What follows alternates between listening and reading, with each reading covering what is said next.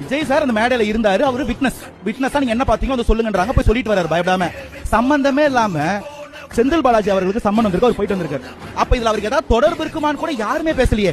யாருமே பேசலாம் பரவாயில்ல. முதல் நாள் என் தம்பி விஜய் மனம் முடிஞ்சிருப்பாரு இல்லையா, அவர் கிரிட்டிசைஸ் பண்ணாதீங்க, தம்பி வரலன்னா என்ன, அண்ணன் நான் வந்திருக்கேன்னு சொன்னாரு சீமான் அண்ணன். மூணாவது நாள் அவருக்கு வருத்தம் இருக்கிற மாதிரி தெரியலையேன்னு மாத்தினாரு. அது யாரை போய் பார்த்தாரு, என்ன சொன்னான்னு எனக்கு தெரியல.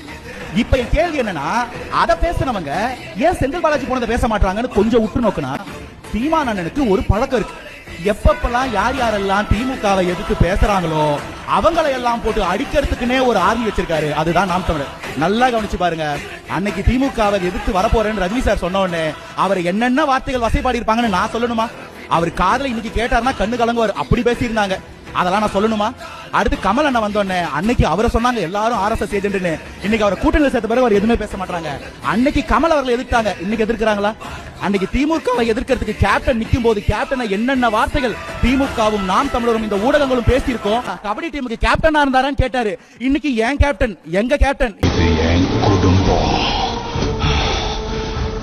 என் ஆளுங்களை தொடணும்னா